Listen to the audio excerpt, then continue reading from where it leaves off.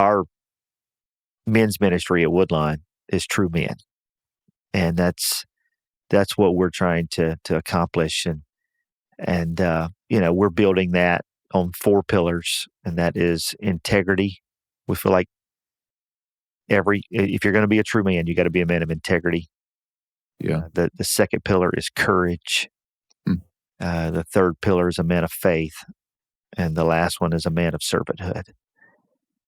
And I really feel like that if we can instill those 4 characteristics, in every man at Woodlawn, and the Bible's just full of great men who accomplished, or maybe not accomplished, but they exemplified those 4 character traits. And so, Jerron, I'm curious about the courage part. Can you tell me more about that? What your thought process is on that? Yeah,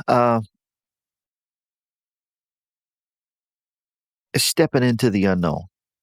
Mm-hmm. It's because life is full of that, right? Yes.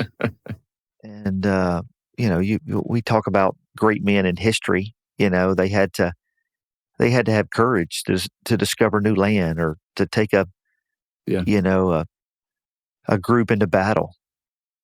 That's to move into the promised land. I mean, go on and on and on and on. Yeah, it was. So, I find, and I'm curious about this because I find so often that pastors and church leaders, deep within, they have a fear of failure. And somehow it takes, and that's so common. I would say probably 90% of the people that I do the CDR assessment on will show up as having a fear of failure. That's their hardwire, that's their core. Doesn't mean that they don't do tremendous things in life, but they're having to figure out how to generate that courage in their life to be able to move into those hard things. So that's why I asked that question. I think every man comes to a point too, Ryan, where you're like, if I don't do it now, it's not going to get done. Mm-hmm. And I think we have to stir that up, in men to step out, to It's interesting lead. you say that, because a fear of failure will naturally create worry in a person. The worry stalls their decision-making and their action. So it's interesting that you say sometimes you just have to do it. Well, I think that's what courage is. You're doing something nobody else is doing. You're What's it take to cultivate that, though? What would you say it takes to cultivate that? Wow, it's a great question. I got one thing coming to my mind right now. I'm just jumping in my mind that if you don't mind me jumping in here. No, I'll be the host. Well, relationships. Yeah.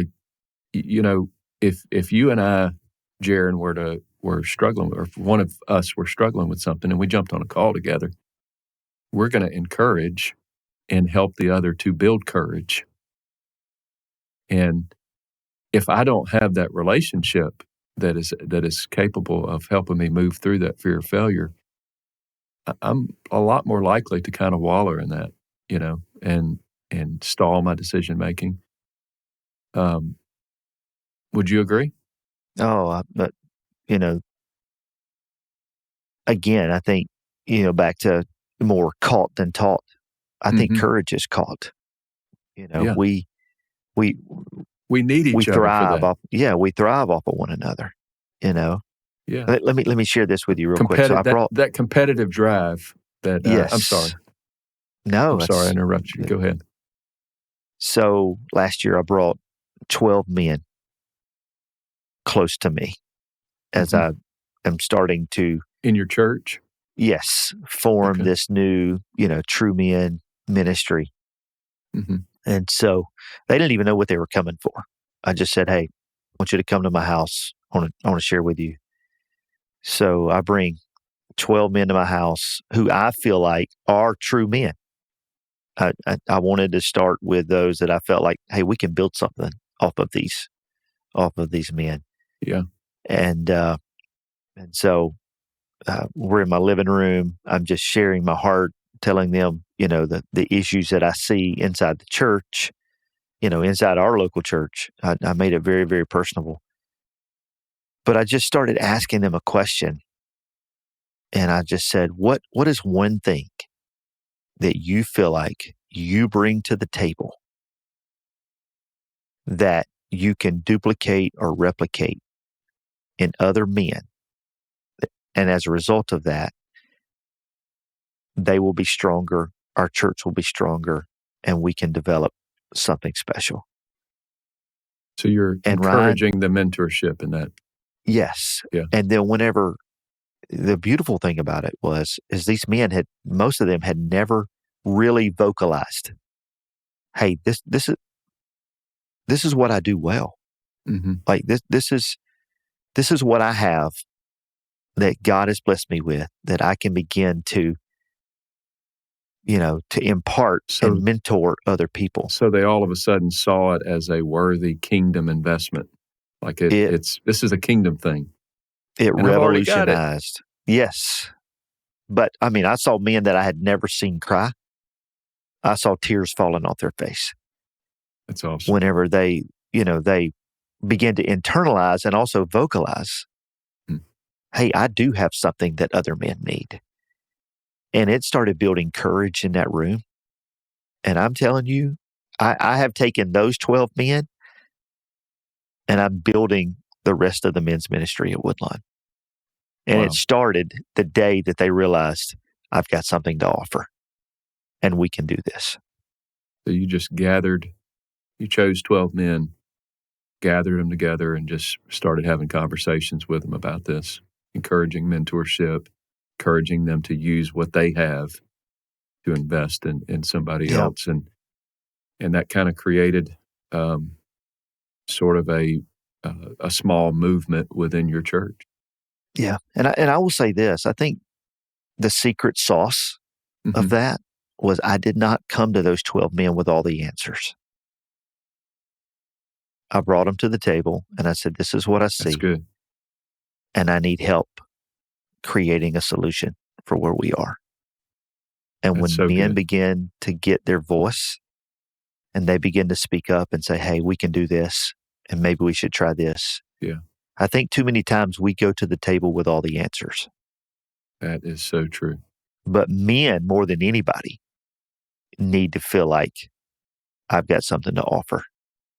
But let me point out here, I'm hearing in your voice you came to the table with maybe 50, 60% of a plan. Like you had a vision for what you wanted to accomplish. And then you allowed them to build the other 40, 50% of the plan.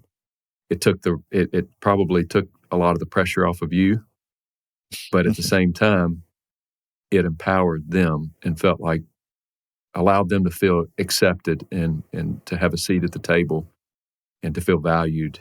That is, which is tremendous, a tremendous motivator for people. Yeah, and I will say this, like the plan that we have now is not the plan that I would have come up with. And I've had to come to grips with that. Like You didn't micromanage this process? Sometimes I can, but I did not in this particular situation. It's just so organic, but it just feels right. Yeah. And if you want people's buy-in, especially men, you got to give them a seat at the table. You got to let their voice matter. So true. That's so true. That's a powerful statement right there. Say that one more time. If you want to build something special, you got to give men a seat at the table, and they have to know that their voice matters. That their voice matters. Yeah. That's powerful.